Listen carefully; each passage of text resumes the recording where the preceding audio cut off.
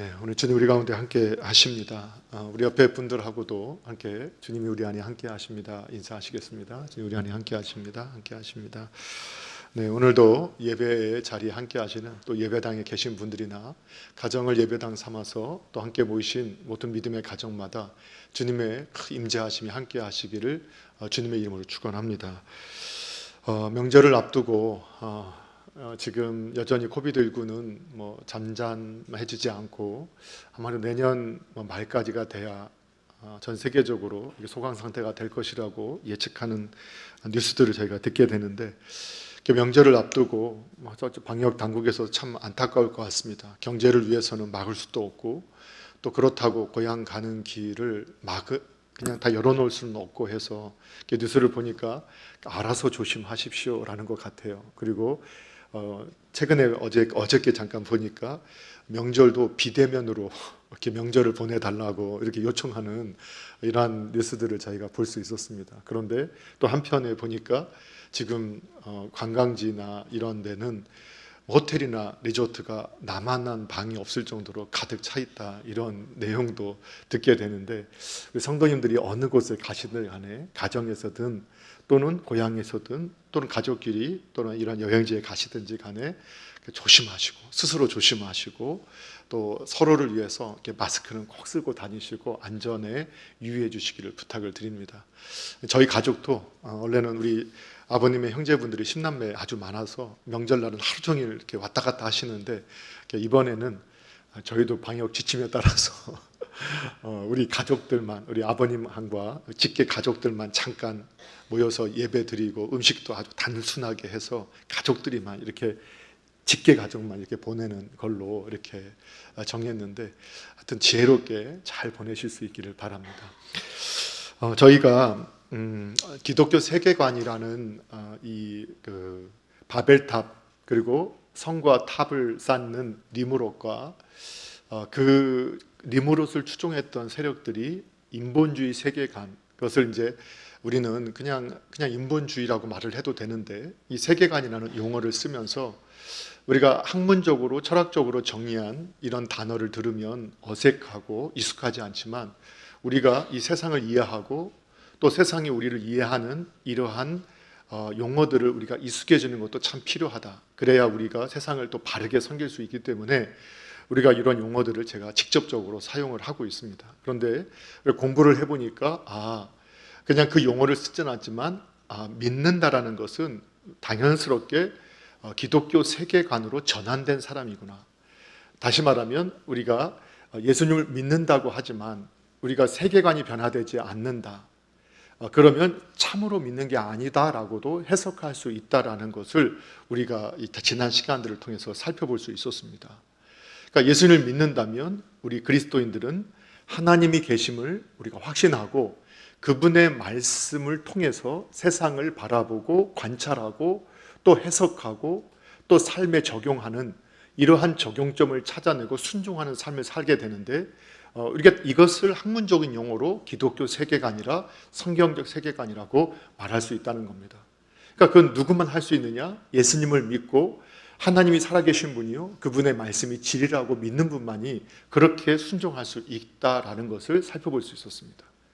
이러한 그 성경적인 세계관, 이러한 관점은 어떤 한 구원이라고 하는 영혼의 구원에만 해당되는 것이 아니라 실제로 보게 되면 삶의 모든 영역, 우리 하나님께서 살아계실 뿐만 아니라 만물의 주인 되시고 모든 영역을 다스리고 계신다는 걸 믿기 때문에 모든 영역에 대해서 우리는 그러한 관점으로 해석을 할 수 있어야 된다. 그러면서 오늘날 그 하나님을 아는 것을 대적해서 높아진 이론의 핵심이 인본주의고, 그런 인본주의 세계관도 이 세상에서 강력하게 인간의 사상을, 인간의 생각을 전환시켜버리고 하나님을 알지 못하게 방해하고 있는데, 우리가 살아가고 있는 이 실상 가운데서 경제에 대해서 어떻게 세상은 바라보고 있는가. 그러나 그 이전에 그리스도인들은 이 경제 영역에 대해서, 물질에 대한 이 부분에 대해서 어떠한 성경적인 사고를 해야 하는가, 그래서 우리 다음 주에는 이 부분에 대해서 이제 세상적인 학문으로 이러한 경제 제도, 예를 들면 자본주의, 그리고 사회주의, 공산주의라고 하는 이제 학술적인 용어와 이 언어를 가지고는 다음 주에 살펴보고, 그리고 어느 것이 더 성경에 가까운가, 그런 부분들을 다음 주에 살펴보고, 오늘은 신앙인으로서는 이 경제 영역을 어떻게 이해하는가에 대해서 오늘 함께 읽으셨던 출애굽기 20장 15절의 말씀 그대로를 도둑질하지 말라라는 그 말씀을 제목으로 삼아서 그 도둑질하지 말라라는 의미 속에서 경제에 대한 그리스도인의 이해가 어떻게 해야 되는가를 먼저 살펴본 후에 그리고 그러한 관점을 바로 실행하기 위해서는 청지기 의식을 반드시 가져야 한다라는 이 내용과 마지막은 청지기 의식으로 살아간다는 것은 어떤 것인가, 어떠한 삶을 의미하는가, 요 세 가지를 함께 살펴보도록 하겠습니다. 자, 첫 번째, 먼저는 오늘 본문의 말씀 도둑질하지 말라라는 그 의미가 우리가 경제를 바라보는 데서 어떤 관점을 제공하는가를 살펴보겠습니다. 우리가 함께 읽으셨지만 안 읽으셨고 제목이 그대로가 본문이기 때문에 다시 한번 15절 말씀 같이 한번 읽어봅니다. 시작. 도둑질하지 말라. 아멘. 이 도둑질하지 말라, 이 본문 말씀은 우리 출애굽 20장에 포함되어 있는 말씀이고, 출애굽 20장은 하나님께서 택함 받은 하나님의 백성들에게 주신 그 첫 번째 계명, 십계명을 전달하는 과정 속에 나온 본문의 내용입니다. 그러니까 본문은 십계명 속에 속해 있는 말씀입니다. 자, 우리 크리스천들은 이제는 분명하게 하나님의 관점, 성경의 이해로 이해를 하셔야 되는데, 우린 지난 창세기를 공부하면서 하나님이 우리에게 계명을 주신 이유가 있다, 목적이 있다라고 했습니다. 그 목적이 뭐라고 했죠? 분명히 대답하셨을 겁니다. 우리의 행복을 위해서 하나님께서는 우리에게 계명을 주셨다. 그래서 예수님을 믿는 사람들은 왜 하나님이 우리에게 계명을 주시고 율법을 주셨느냐라고 말씀할 때 우리의 행복을 위해서 주셨다라고 언제든지 대답할 수 있어야 합니다. 우리는 악한 영들은 마치 율법, 계명, 법규는 우리를 억압하고 우리를 구속한다고 생각하지만, 실제로 하나님께서 율법을 주신 의도는, 계명을 주신 의도는 우리의 행복을 위해서 주셨다. 그런데 그 십계명을 우리가 함께 보면서 하나님께서는 계명의 핵심 뜻, 계명의 의도가 뭐냐라고 했을 때 그 계명의 핵심 뜻은 우리 뭐라고 했죠? 하나님을 사랑하고 이웃을 사랑하는 것이다. 그러니까 오늘날 성도, 모든 사람은 어느 때 행복하고 만족하는 삶을 살 수 있느냐? 하나님을 사랑하고 이웃을 사랑하고 하나님을 섬기고 이웃을 섬기는 삶을 살 때 사람은 행복과 만족을 누리면서 살 수 있게 된다는 거예요. 그런데 우리가 자꾸 이제 하나님으로부터 벗어나 있기 때문에, 벗어난 사람들이 죄의 본성에 물들어 있을 때 나는 가진 게 없고 이게 아무것도 없어서 섬길 수 있지 않아요 라고 말을 하지만, 우리 예수님을 바로 알게 된 모든 분들은 모든 것을 통해서 하나님을 사랑하고 섬기고 또 이웃을 사랑하고 섬기려고 하고 실제로 그렇게 한다는 것을 우리가 보게 돼요.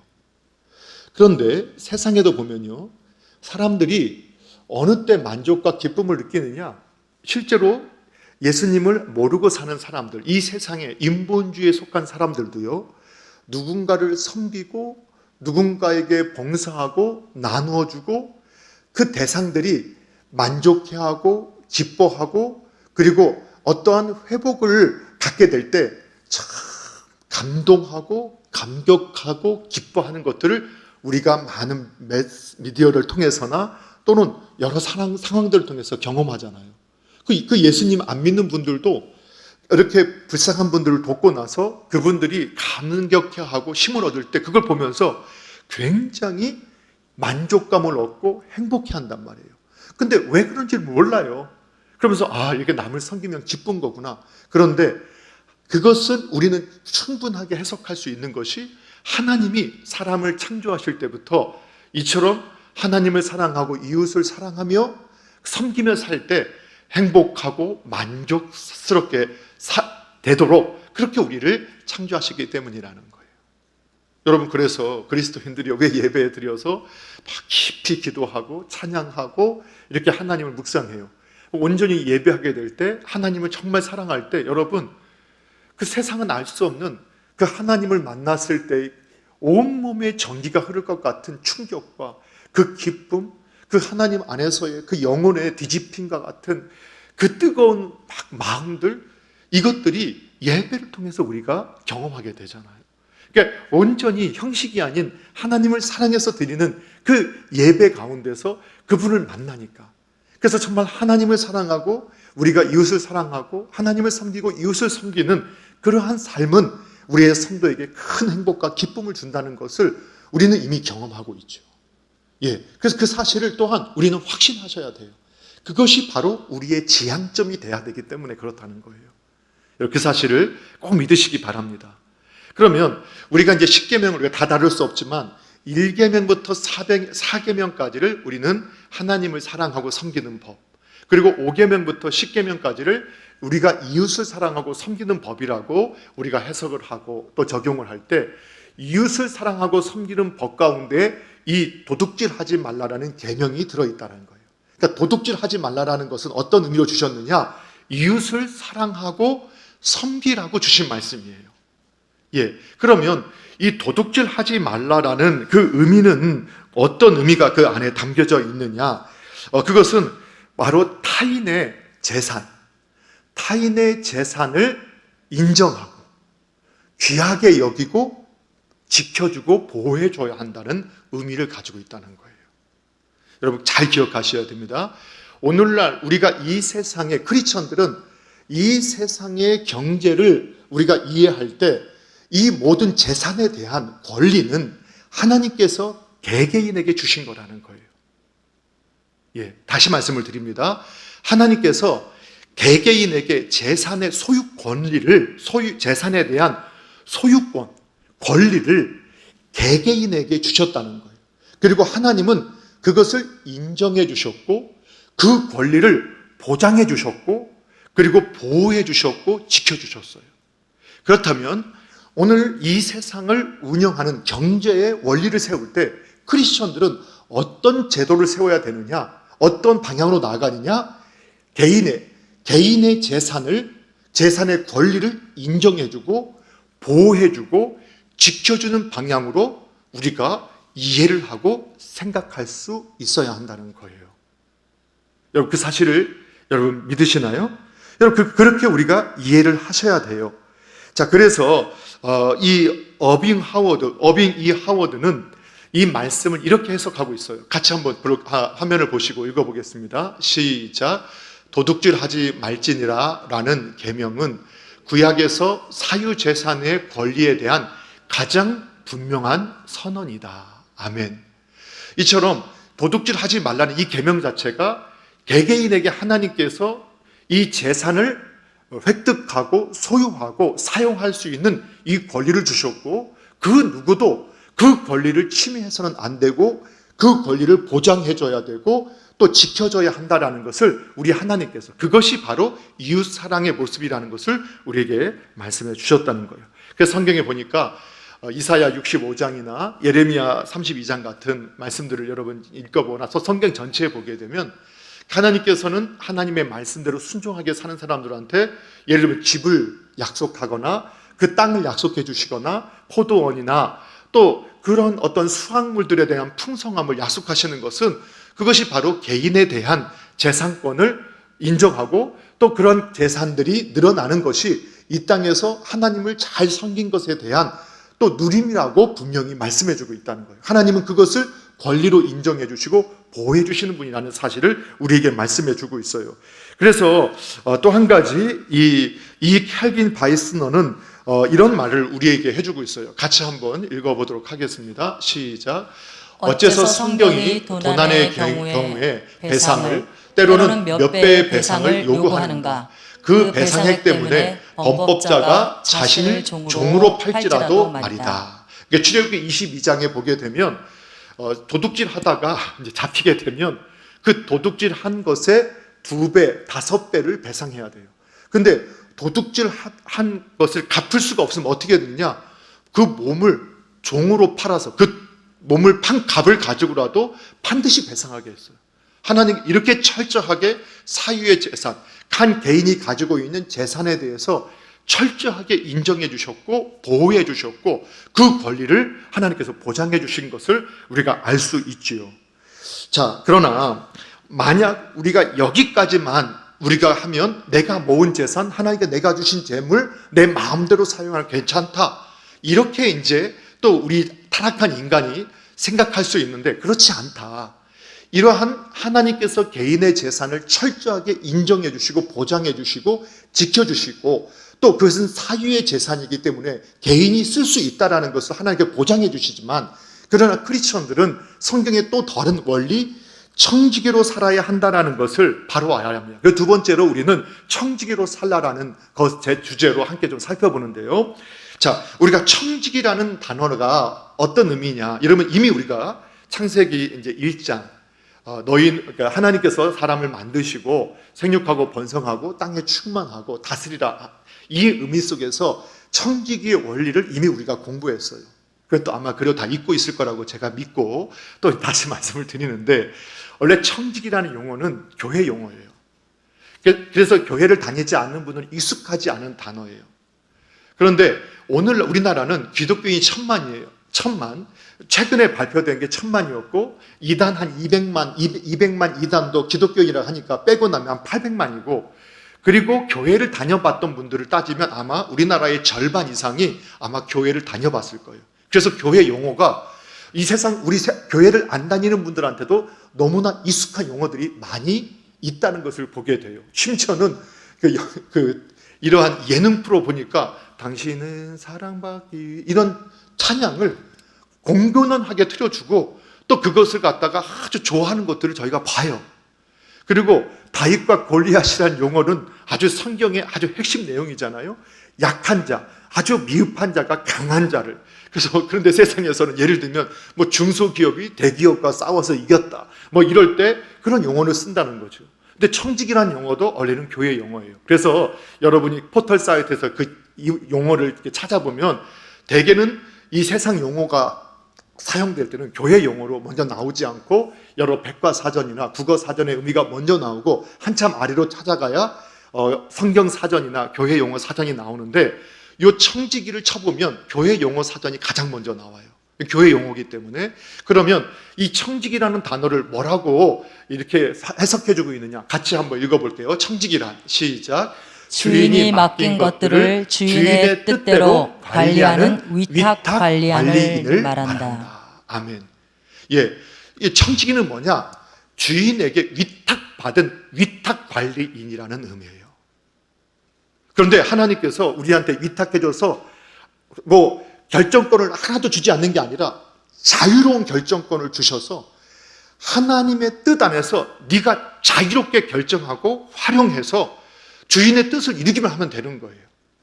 여러분 그 사실을 아셔야 돼요.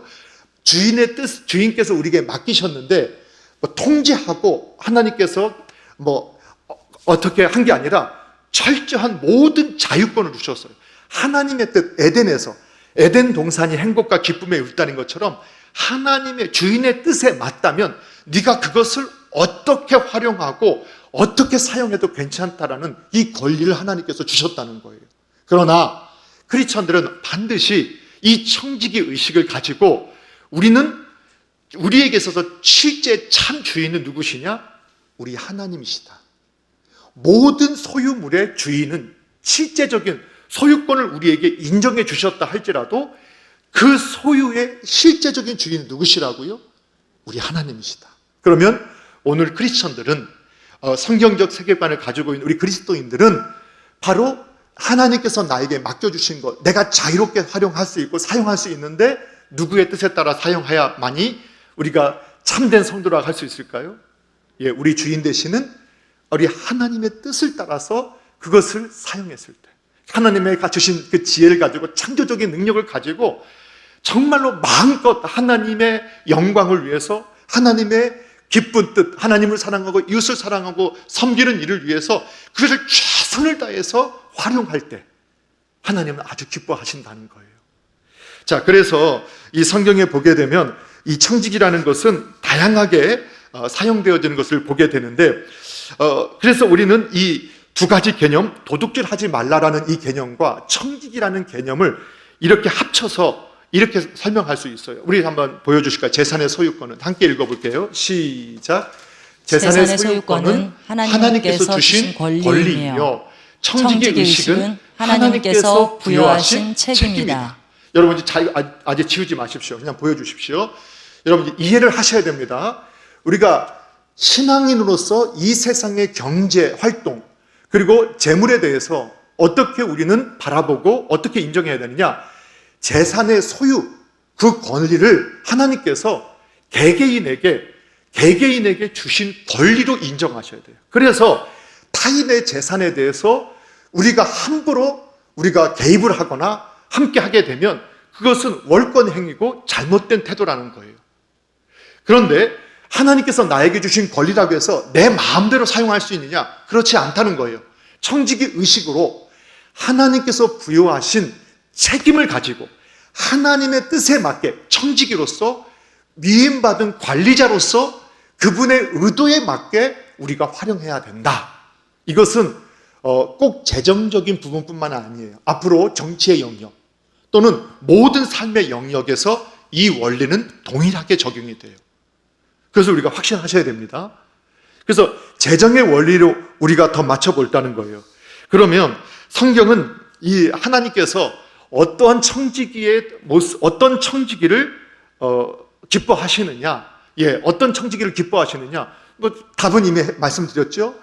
주님의 뜻, 주인의 뜻에 맞게 재정을, 경제를 사용하고 활용하는 사람들이에요. 그러면 주님은 어떤 걸 기뻐하시느냐? 이 재정, 경제를 어떻게 활용하시기를 원하시느냐? 하나님은 이 재정, 경제를 모으기를 원하시는 게 아니라 쓰고 활용하기를 원하신다. 여러분, 이거를 크리스천들이 바로 이해하셔야 돼요. 그러니까 하나님은 어떤 청지기를 원하시느냐? 하나님이 주신 것을 잘 관리해서 잘 모아두는 사람을 기뻐하시는 게 아니라 하나님께서 주신 것을 받아서 즉각적으로 하나님을 위해서 계속 사용하고 활용하는 사람을 기뻐하신다는 거예요. 제가 이제 그 말씀을 안 읽고 여러분 그래서 달란트 비유, 이게 청지기 비유거든요.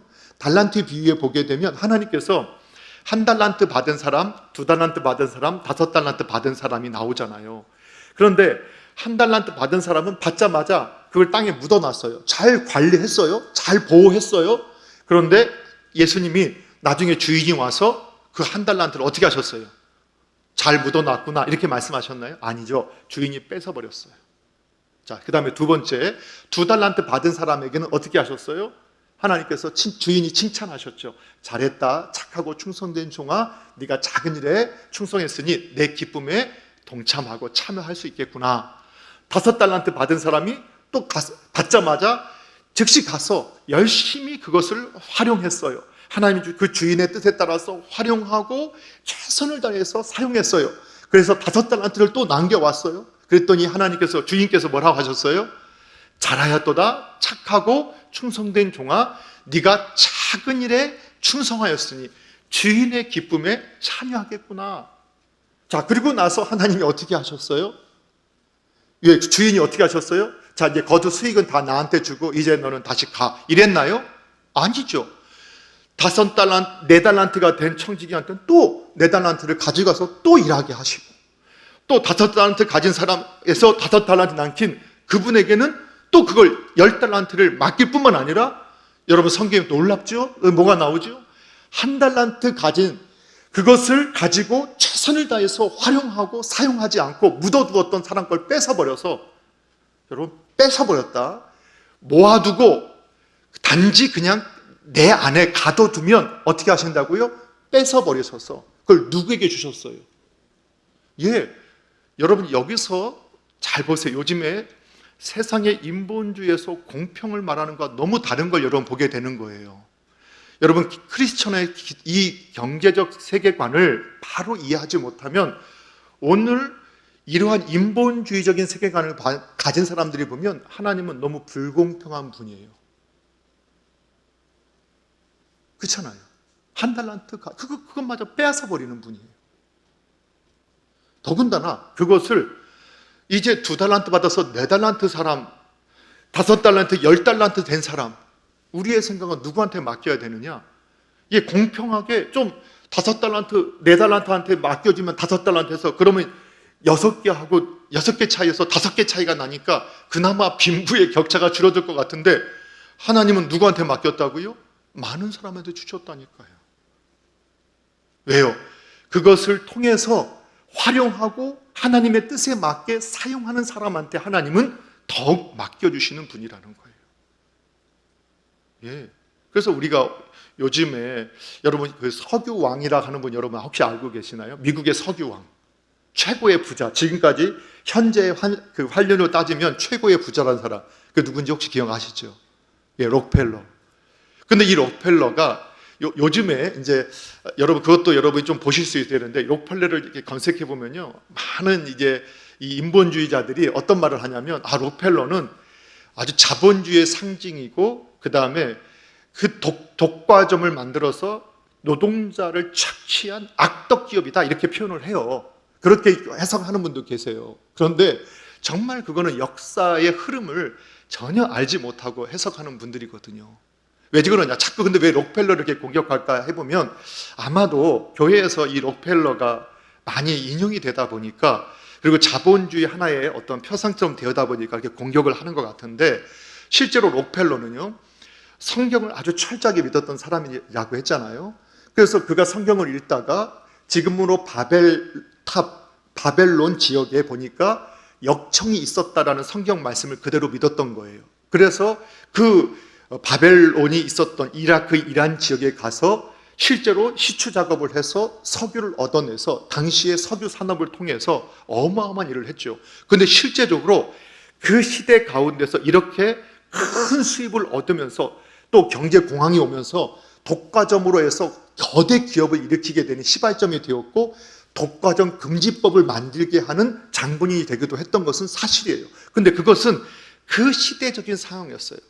그리고 그때 그러한 이 정유 회사에 저임금이라도 사람들이 너도 나도 들어가기를 원했어요. 여러분 지금 우리가 캄보디아나 인도나 이런 데 가서요. 여러분 그 노동자를 써보세요. 하루 일하는데 아이들 쓰면서 몇 불 준다고요? 1불 줘요. 그런데 거기서도요. 그 자리를 못 얻어서 그걸 못 얻었다고 눈물 흘리면서 돌아가요. 그러한 시대적인 가운데 상황이었던 거예요. 그런데 록펠러가 그러면 그걸 정말 착취했는데 아니죠. 신앙 교회적으로 볼 때는 이 수많은 교회를 짓고 선교단체를 후원하고 선교사들을 후원하게 썼고 당시의 고아원과 학교와 대학과 이런 데 수많은 그 수익들을 다시 분배하면서 그것을 할 수 있게끔 만드는 사역을 했었죠. 그런데 우리가 보면 이처럼 그것을 모아두고 자기를 위해서 모아둘 때 하나님께서 그에게 맡기신 것이 아니라 끊임없이 하나님 주실 때마다 여러분 그 록펠러가 11조를 계산하는 회계사만 40명을 뒀다 어떤 분은 100명을 뒀다 이렇게 하잖아요.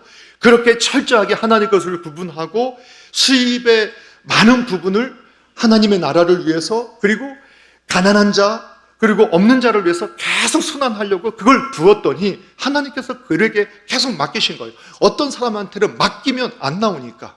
그러면 하나님께서 그걸 뺏어서 맡겨서 하나님의 뜻을 이룰 수 있는 사람에게 맡겨주신다는 것을 여러분 믿으실 수 있으셔야 돼요. 그러니까 이 공평의 원리를 여러분 잘 이해하실 수 있으셔야 돼요. 다음 주에 아마 좀 더 구체적으로 다뤄보도록 하겠습니다. 자, 그래서 하나님께서는 마태복음 24장 45절 46절 같이 한번 읽어볼게요. 이런 말씀이 있거든요. 함께 읽습니다. 시작. 충성되고 지혜 있는 종이 되어 주인에게 그 집 사람들을 맡아 때를 따라 양식을 나눠줄 자가 누구냐? 주인이 올 때에 그 종에 이렇게 하는 것을 보면 그 종이 복이 있으리로다. 아멘. 보세요. 그래서 그 종이 주인의 뜻대로 이걸 잘 나눠주고 활용하고 사용할 때 주인은 기뻐하세요. 그리고 또 한 가지 우리가 기억할 게 있어요. 그게 뭐냐? 자, 그거 한번 보여주실까요? 함께 읽습니다. 시작. 모든 사람은 가진 것이 무엇이든지 사용하는 것에 관해 하나님께 해명해야 한다. 아멘. 자, 우리가 경제의 원리에 보게 되면 하나님께서는요, 이걸 맡겨주고 자유롭게 놔주셨지만 그냥 아무 간섭 안 하시는 게 아니라 중간 정산을 하세요. 오늘날로 말하면 중간 정산. 그래서 어떻게 지금 제대로 하고 있는가 하나님은 점검하시는 분이에요.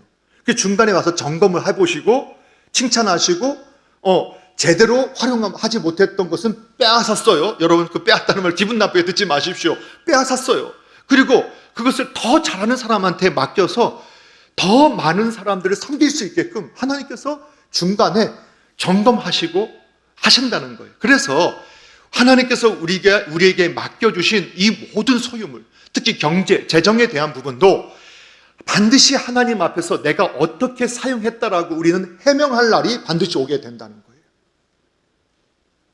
그러니까 크리스천들은 함부로 쓰면 안 되는 거예요. 여러분, 저와 여러분이 필요한 걸 쓰는 게 잘못된 거 아닙니다. 오늘 이 말씀을 듣고 내가 필요한 걸 사는 게 잘못됐다, 그게 말하는 게 아니에요.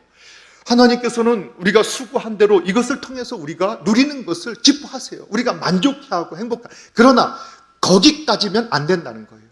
주인께서 우리에게 이렇게 맡긴 이유는 그것을 가지고 사용하고 활용해서 하나님을 섬기고 이웃을 섬기도록 우리에게 주신 거예요.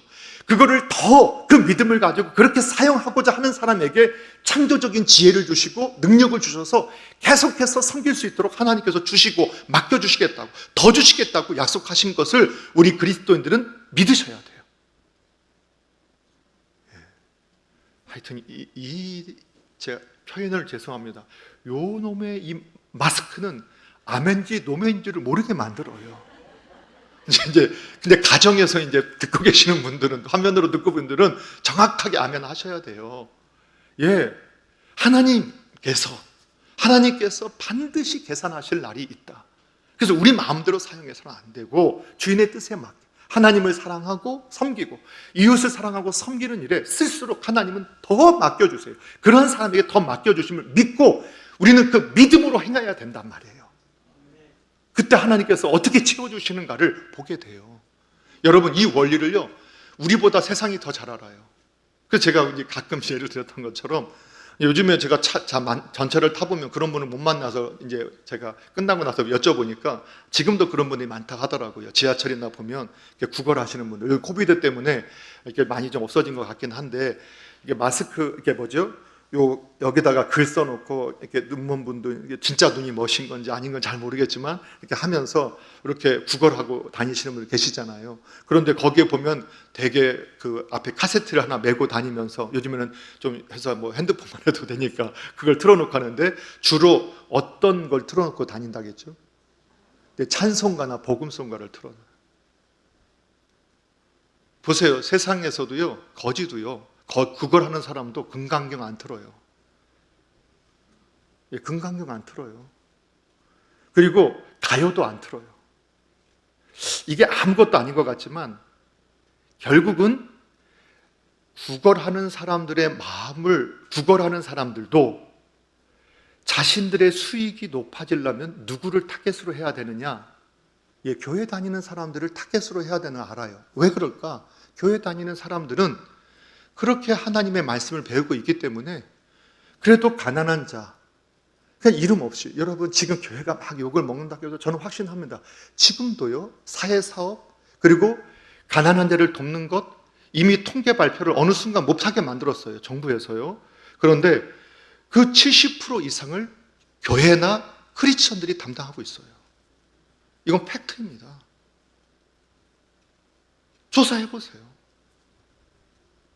사회 곳곳에 가난한 자를 섬기고 사회단체를 운영하고 하는데, 이렇게 정치적으로 나서서 이럴 때는 이 목소리 내고 저럴 때는 저 목소리 내고 이번엔 정치권에 들어가서 그런 데 말고, 근데 그런 데조차도 처음에는 다 목회자들이나 아니면 이러한 그 장로님들이나 세상에 존경받는 그런 분들 다 전면에 내세웠던 단체들이었어요. 예, 한번 조금만 가서 관심 갖고 조사해 보세요. 왜 그럴까요? 왜 크리스천들은 그것을 기독교 세계관, 경제관 이렇게 안 배웠어도 이미 그냥 그런 용어를 모르고 있어도 삶 속에서 이미 그것이 체득화되어 있었어요. 그런데 왜 제가 자꾸 이것을 정리하고 우리가 바로 알자고 하냐면, 모르니까 우리가 행하고 있는 것도 이해를 못하고 설득도 못하고 오히려 설득당하는, 그래서 우리가 분명히 알아야 되는 거예요. 그래서 하나님께서 계산할 때 이처럼 쓰는 분에게 더 맡겨주신다는 걸 여러분 믿으세요. 그래서 저희 같은, 제가 전도사 때 막 정말 받고 굶을 때도요, 그리고 밥 굶고 할 때도 정말 그 가난한 분한테 얼마 안 되는, 그 당시에 막 500원, 1000원도 저한테는 너무 귀할 때였거든요. 제가 학교 다닐 때요, 제가 신대원 다닐 때 신대원 밥이 1200원이었거든요. 근데 그때 막 뒤져다가 1000원짜리 나오고 하면 막 떨렸을 때였어요. 근데도 그걸 거기다가 집어넣고, 그 다음에 어느 정도 안정되게 제 수입이 왔을 때부터 주일에 당연히 헌금하는 것은 이게 훈련이기도 하지만 헌금이 아니라 이래서 이제 구제하는 데다 단체들에다가 얼마씩 띄어서 매달 보내기 시작한, 우리 장로님 중에 어떤 분도 아주 사업해서 번 돈을 어떤 이런 눈을 뜨게 하거나 뭐 어디 하거나 이런 데 아주 학교에 또 이런 추학을 여기에 헌신하고 했던 이런 내용들을 우리 교회 안에서도 볼 수 있거든요. 근데 우리가 믿음을 가지고 계속해서 선한 것에, 하나님이 기뻐하시는 곳에 우리가 쓰게 되면 하나님 반드시 해명하게끔, 하나님 앞에 계산하게끔 하나님께서 오시는 거예요. 그리고 그 만족과 기쁨을 주세요. 그리고 저 하늘에서는 더 다른 평가가 있을 거라고 저는 확신을 해요. 그 사실을 확신하시기 바랍니다. 자, 우리는 첫 번째 도둑질하지 말라는 통해서 하나님은 사유의 재산을 철저하게 인정해 주시고, 그리고 그것을 권리를 보장해 주시고 보호해 주시고 지켜 주셨다. 우리의 개인의 재산도 누구에게 침해 뺏어다는 하나님이 주신 권리라는 이러한 생각을 갖고 계셔야 된다. 이러한 제도가 법제화될 수 있도록 우리는 노력해야 되는 것이 크리스천이다. 그러나 이 재산들이 또는 이 경제가 하나님 재산이 내 것이기 때문에 내 마음대로 쓸 수 있느냐? 그게 아니다. 실제 주인은 누구시냐? 우리 하나님이시고, 그래서 그분이 기뻐하시는 뜻대로 청지기 의식을 가지고 사용해야 된다. 그리고 그분은 주신 것을 얼마나 잘 관리해서 모아두었느냐가 아니라 얼마나 잘 관리해서 활용하고 노력했느냐, 그것을 가지고 얼마나 잘 활용하고 썼느냐, 이러한 청지기를 기뻐하신다. 그리고 반드시 중간 정산을 하셔서 더 맡겨주시고, 그렇게 사용하지 않는 사람 뺏는 거예요. 그래서 여러분, 받은 만큼 일한다는 것은 크리스천들에게 있어서는 안 돼요. 받은 만큼 일하시면 안 돼요. 그리고 다음 주에 또 더. 그리고 세 번째, 그러면 우리가 어떻게 해야 되느냐? 청지기로서 어떤 태도를 가져야 되느냐? 좀 더 구체적으로 이제 하면은, 세 번째는 충성된 자가 되어야 합니다. 충성된 자가 되어야 한다. 자, 이미 우리는 청지기라는 의미가 뭐라고 살펴봤죠. 청지기는 그 주인이 맡겨주신 것을 주인의 뜻대로 관리하는 위탁관리인이라고 했어요. 그래서 우리는 고린도전서 4장 12절에도 맡긴 자에게 요구하는 것은 뭐냐? 충성이다. 이때 맡긴 그 일에 충성하라는 게 아니라 주인에게 충성하라는 거예요. 그 주인의 뜻에 맞게. 그래서 우리가 앞서 말씀을 드렸잖아요. 예수님께서 그 잘한 종들을 칭찬하실 때 어떻게 칭찬하셨다고 했어요? 잘하였도다. 어떻게 해요?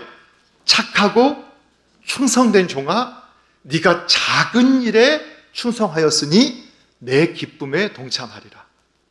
여러분, 이 땅에서 드린 최고의 기쁨은 뭐냐? 주님의 기쁨으로 기뻐할 수 있는 거예요. 그건 아무나 누릴 수 있는 게 아니에요. 주님의 기쁨으로 기쁨을 누릴 수 있는 거. 오늘날 우리가 반성해야 할 것은 어느 순간 본질을 잃어버렸다는 거예요. 세상의 비난 때문에 우리가 잘못했다, 이거 잘못된 거예요. 그건 있을 수가 없어요. 때로는 교회가 바른 대로 살아도 교회의 비난을 받아요. 또 오늘날처럼 정말 잘못 살아서 비난을 받을 수 있어요. 그러나 우리가 정말로 회개하고 그 앞에 설 분은 하나님이라는 것을 우리가 확신하셔야 돼요. 그리고 우리가 하나님 앞에서 회개해야 되는 것이지 세상 앞에 회개하는 게 아니에요. 그 확신을 우리가 갖고 계셔야 돼요. 그 본질을 잃어버렸기 때문에 그렇다. 그러면 우리가 정말로 그러면 어떻게 해야 되느냐? 보니까 착한 종이 돼야 돼요. 착한 종. 근데 우리가 착한 종 하니까 제가 착하다는 의미가 어떤 의미라겠습니까? 세상의 윤리 도덕이 아니라겠죠. 그러니까 당연히 우리는 이해할 거라고, 저도 교회에 다니시는 분들한테도 그냥 착하게 사셔야 해요. 하나님 착한 분을 좋아합니다 하니까 어떤 분이 착하게 살기만 하면 안 되더라고요. 이렇게 말을 하는 거예요. 아, 이분이 정말 잘못 이해하고 있구나. 저도 착각했구나. 제가 교회에서 이 언어를 쓸 때 성도님들은 교회의 용어로 이해할 줄 알았더니 세상의 용어로 이해하고 있었구나. 그러니까 교회의 물어 착하게 살라니까 어떻게 사느냐? 술에 술 탄 듯 물에 물 탄 듯 맹하게 살고, 이래도 좋다고 말하고 저래도 좋다고 말하고 누가 부탁하면 거절 못하고 사는 것이 착한 것처럼, 그걸 말하는 게 아니에요. 성경이 말하는 착하다는 것은 하나님의 뜻대로 사는 게 착한 거예요. 그래서 윤리적으로 도덕적으로는 예수님 당시에 바리새인들이 훨씬 윤리적으로 도덕적으로 깨끗한 것처럼 보였어요. 그런데 예수님은 본질을 알고 있었기 때문에 이 악하고 더러운 사단의 뱀의 자식들아 하고 예수님께서 말씀하셨던 걸 여러분 기억하셔야 돼요. 이해가 되시나요? 하나님의 관점에서 착하다는 것은 주인의 뜻에 맞게 살았다는 거예요. 그런 사람이 착한 종이에요. 그러니까 재정을 우리가 경제활동을 할 때도 주님의 뜻에 맞게 살아가는 종, 착한 종. 그래서 청지기에 이미 다 앞에 살펴봤지만 어떻게 해야 되느냐? 항상 주님께서 이걸 어떻게 사용하길 원하시냐? 하나님을 사랑하고 이웃을 사랑하고 하나님을 섬기고 이웃을 섬기는 쪽에 사용해야 된다. 이러한 종을 하나님께 기뻐하신다. 그 다음에 충성이라는 단어는요, 이것도 성경의 언어와 세상에서는 국가에 대한 충성, 아주 신의를 지키는 것. 근데 이 충성이라는 원어를 보게 되면 확신을 갖는 거예요. 하나님에 대한 확신을 갖고 그분에 대해서 신실하고 정직한 태도를 갖는 거예요.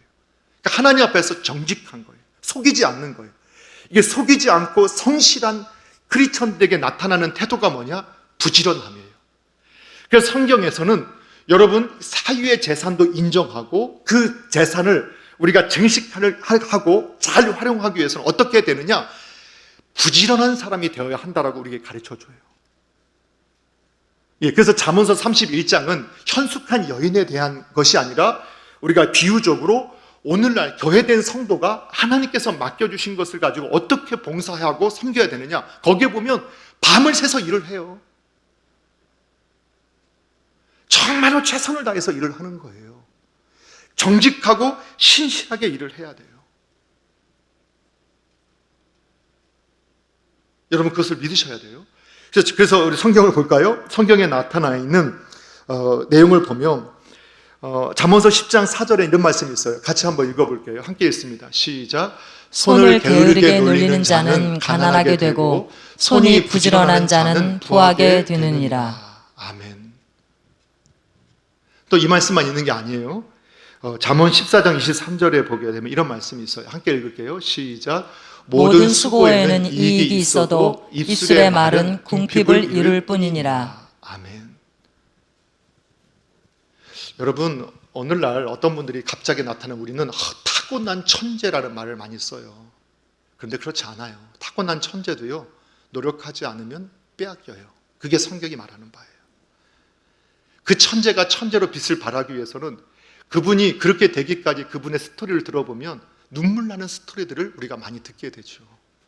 그래서 저는 좀 농구를 좋아하니까 마이클 조던, 요즘도 마이클 조던을 가끔 쳐다보거든요. 그 슛하는 영상 보고 하면 가슴이 떨려요. 아마 이 골프 치는 분들이 왜 그 골프 화면에서 하루 종일 골프가 보고 있으면 저게 뭔 재미냐 이렇게 하는데 저는 그 마음 알아요. 저는 그냥 마이클 조던 영상 틀어놓으면 어느 때 보면 정말 2시간도 그냥 보고 있어요. 근데 뭐 똑같은 걸 계속 보고 그냥 그 슛 쏘고 그 드리블 하는 걸 보면서 와. 그런데 그 마이클 조던이 했던 말이 있잖아요. 남들은 나를 천재라고 하지만 나는 게임이 끝나고 난 후에도 혼자서 자유투를 몇천 번씩 던지는 거예요. 그때도 최고라는 말을 들을 때도. 근데 사람들은 그 말은 듣지 않고 타고났다, 흑인이다, 타고난 체력을 갖고 신체가 갖고 있다. 여러분 최고의 성악가가 됐던 분의 간증을 들어보십시오. 피눈물 나게 연습하고 목에서 피가 터질 만큼 한 것이지 재능이 탁월해서 됐다? 여러분, 그분들한테 그렇게 말할 수 없다는 걸 알게 돼요. 세상에서도 이것이 바로 하나님께서 심은 대로 거두게 하는 법칙이에요. 세상에서도. 그래서 이 세상에서도 많이 심은 자는 많이 거두고 적게 심은 자는 적게 거둬요. 다음 주도 또 다시 공부할 겁니다. 근데 이렇게 하는데 오늘 크리스천들이요, 하나님 앞에 정직하지 않아요. 성실하지 않아요. 그리고 뭐만 바라느냐? 열매만 바란다는 거예요. 오늘날 그래서 이러한 태도가 오늘날 이 경제가 잘못 돌아가게 되고 이 삶이 잘못 돌아가게 되는 원인이다라고 우리들은 생각할 수 있어야 된다는 거예요. 자, 그래서 작은 일에 충성했구나, 이렇게 예수님 표현하셨잖아요. 네가 작은 일에 충성했구나. 그렇죠? 작은 일에 충성했다. 작은 일이 뭐냐? 우리는 그럼 작은 일, 우리 크리스천들이라 하더라도 우리 대한민국 사람은요, 여전히 유교적 세계관, 인본주의적 세계관에 아직도 사로잡혀 있고 그 중에서 유교적 세계관에 잡혀 있는 모습을 많이 봐요. 그게 뭐냐? 우리는 우리 민족의 전통적인 이 정서, 그래서 산업공상에 대한 정서가 있는 걸 발견하게 돼요. 그러니까 선비, 학문을 하고 도덕적인 아주 그런 사람들은 아주 도덕적인 사고, 철학적인 사고를 하는 사람은 아주 우월하고 가서 동물을 잡고 뭔가를 만드는 사람들은 상껏, 촌놈, 아주 별 볼 일 없는 사람, 이런 의식을 갖고 있다는 거예요. 그래서 누군가에게 나를 소개할 때도 교수입니다, 네, 의사입니다, 변호사입니다, 무슨 삽니다, 이렇게 할 때는 어깨에 힘을 주고 당당하게 얘기하고, 그 다음에 학교에 대해서도 어느 학교 나왔습니다, 어느 학교 나왔고, 저분은 어느 학교 나왔고, 이거 가지고 굉장히 하고, 요즘은 교회에서도 그런 거 가지고 타이틀을 삼을 때도 있잖아요. 그게 의미 없다는 게 아니에요. 그걸 존중할 수 있는 것도 크리스천의 문화라고 저는 확신해요. 왜? 그냥 된 게 아니니까. 정말 열심히 노력한 것에 대해서 우리가 인정해야 되니까. 그러나 그것만이 아주 귀하고 아름다운 것처럼 인식하는 것이 잘못됐다는 거예요. 하나님이 나에게 맡겨주신 재능이 고기 잡는 거예요. 그래서 우리나라는 이 정서는 백정이라겠어요. 그래서 고기를 잡는 사람 1000것, 1001것 중에서 1000것, 100정. 그런데도 고기는 좋은 걸 얻고 싶어 해요. 우리나라 유교 정서에 있을 때 조선시대에 그래서 철학적인 사고를 하고 도덕적인 윤리를 가르치면서 뒤에서는 가장 타락한, 그리고 모든 권력을 다 소유하고 독점하고 중인들이든 천민이들이든 마음에 들면 갖다가 뺐었어도 그렇게 하는데 그 도적 같은 일을 하면서도 합법화되었던 나라가 우리 조선이었단 말이에요. 그래서 여러분, 우리 선교사님 와서 우리나라 와서 이해가 되지, 너무 더럽고 너무 거지가 많고 너무 게으르고 너무 가난하고 왜 그런가? 그래서 처음에는 나쁘게 생각했는데 나중에 만주 지역에 가서 조선을 벗어나서 만주 지역에 살고 있는 조선인을 만나고 보니까 너무 부지런하고 너무 깨끗하고 너무 열심히 사는 거예요. 그러니까 사회 제도 속에서 아무리 노력해도 인정받지 못하고 다 빼앗기니까 일할 필요가 없는 그런 문화가 조선시대에 있었던 거예요. 그런데 오늘날도 아직까지 그 정서를 못 벗어나서 저는 정육 좀 하고 있습니다. 저런 사람하고 어떻게 결혼하니? 이분은 변호사입니다. 이 친구는 훌륭한 신랑감이네. 며느리도 교사입니다. 아니면 무슨 어디 회사, 삼성 다닙니다. 훌륭하네. 중소기업 그냥 다닙니다. 그게 무슨 사고라고요? 유교적 사고예요. 성경적 사고는 뭐냐? 그래서 이것이 이 청지기 의식이 종교개혁 시대 때 위기로 청교 돌아가는 크리스천들에게 의식화되면서 어떤 것이었었냐? 직업 소명설. 모든 직업은 누가 주셨다고요? 하나님이 주셨다. 그래서 어떤 일도 다 하나님께서 부여하신 천부적인 것이기 때문에 직업을 가지고 그 사람을 평가하지 않아요. 이게 기독교 문화의 핵심이에요. 어떤 일을 하느냐를 가지고 그 사람을 평가하지 않는 거예요. 그럼 뭐를 가지고 평가하느냐? 그 일을 어떻게 하느냐? 그러니까 고기를 써는 작업을, 아니면 제가 이제 백정이라는 걸 예를 들어서 그냥 하는 거예요. 이게 지금 어떤 것이 아닌 거예요. 고기를 써는데 대충 써는 것과 정말 연구해서 결을 따라서 최고로 맛있게 쓰고 최고로 잘 냉장을 해서 소비자가 그 고기를 맛보면 다른 정육점을 가지 못하게 만들 정도로 그렇게 고기를 썰고 보장할 수 있다. 치킨을 튀겨도, 똑같은 메이커의 치킨을 튀겨도 그 집에서는 또 연구하고 어떻게 하면 나에게, 이 집에 찾아오는 사람들을 주님 대접하듯이 정말로 그 치킨 맛을 보면 다시 잊지 못하고 기뻐할까?